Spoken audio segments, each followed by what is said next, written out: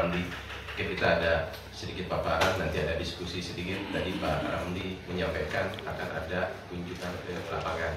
Kalau boleh kami izin, mungkin kita selesaikan di sini sampai makan siang, terus nanti ada ya seadanya, mungkin bapak-bapak bisa bersama-sama kami makan siang dulu, setelah itu baru kita ke lapangan. Mungkin itu jadwalnya, mungkin Pak, biar kita lebih efektif.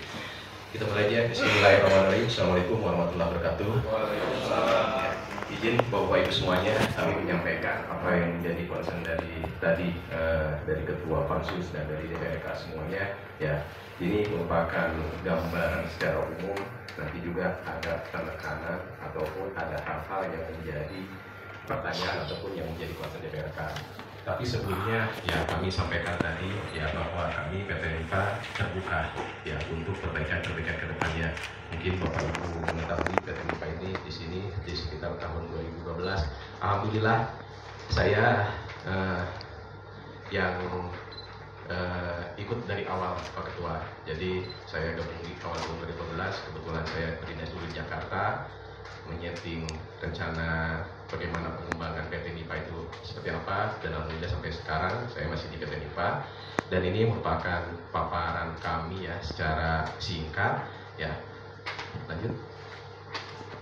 Jadi pada waktu para shareholder ataupun pemilik perusahaan membangun ataupun membuat PT NIPA itu ada beberapa visi ataupun tujuan ya, ataupun mimpi ya, apa yang menjadi mimpi dari para shareholder yang ada di PT NIPA ya. Jadi menjadi produsen batu bara, terus misinya itu menciptakan lapangan kerja ya. Ini sejalan ya dengan apa yang menjadi concern dari DPRK. Terus ada dulu MOU 70-30 untuk menyerap tenaga kerja baik itu dari Aceh Barat ataupun Provinsi Aceh. Terus yang kedua, meningkatkan bisnis yang berkelanjutan. Jadi kami berada di sini dengan cadangan hampir 200 juta itu, harapannya itu bisa berkesinambungan.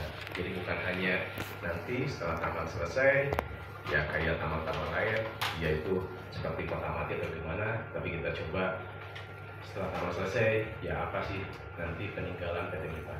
Terus yang ketiga, menyediakan solusi-solusi untuk mengoptimalkan kepuasan pelanggan. Ini hubungannya dengan customer kami ya ataupun pemilik kami. Terus yang keempat, aktif terlibat dalam masyarakat.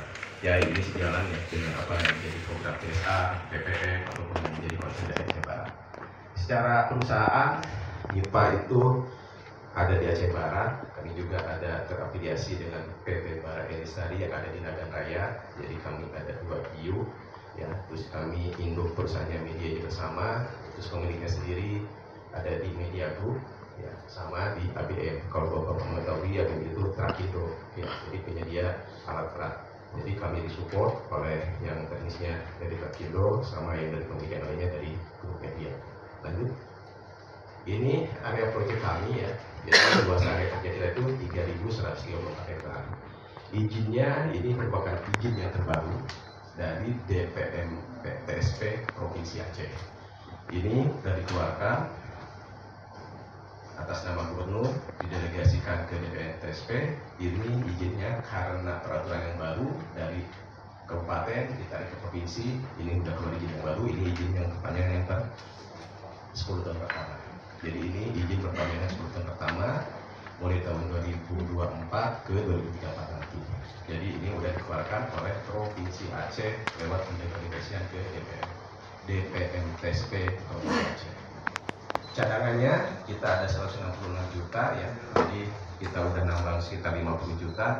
Jadi cadangan yang ada di kami itu, cadangan itu mungkin Bapak Ibu tuh batu bara yang ada di dalam area kita ya. Ada sekitar 210 juta sama proyek. Sudah kita tambah 50 juta, sisanya itu ada 166 juta dolar. Ya, lanjut. Ini penjelasannya. Ini kami hanya menitik beratkan bahwa batu bara yang ada di Provinsi Aceh itu alhamdulillah ya. Ini merupakan batu bara kalau direndah merupakan peringkat kedua paling rendah di Indonesia. Ya, jadi kalau di Sumatera ada 2.700 kalorinya, kalau di NIPA itu 3.100, 3.400.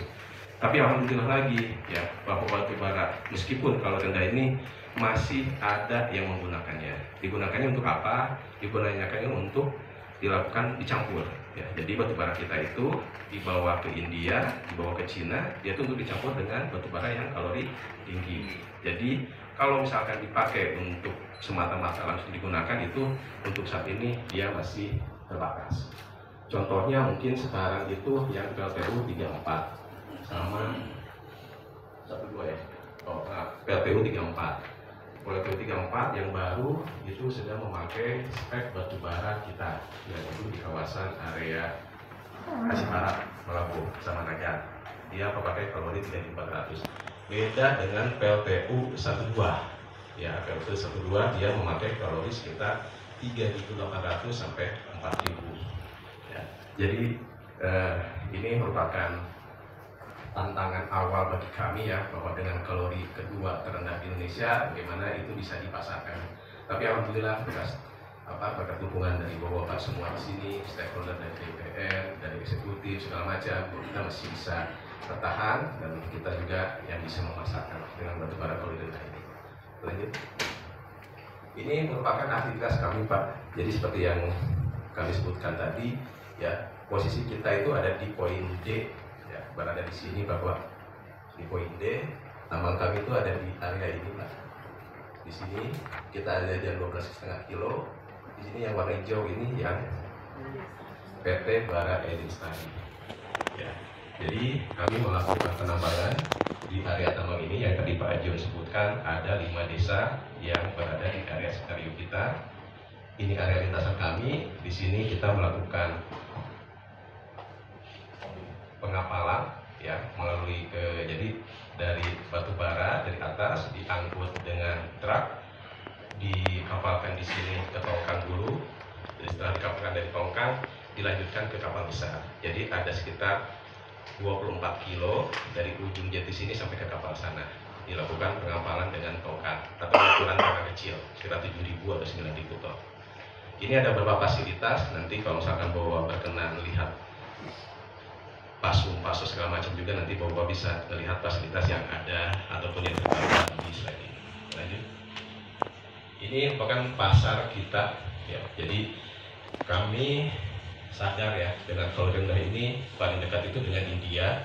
Makanya kami kebanyakan market kita itu ke India ya, hampir 80% market kita ke India.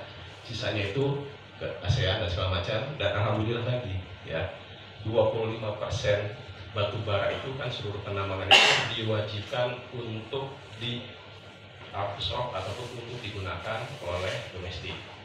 Tetapi seperti yang tadi kami sebutkan, bahwa yang mengabsorb itu baru PLTU 34 saja sama SBA.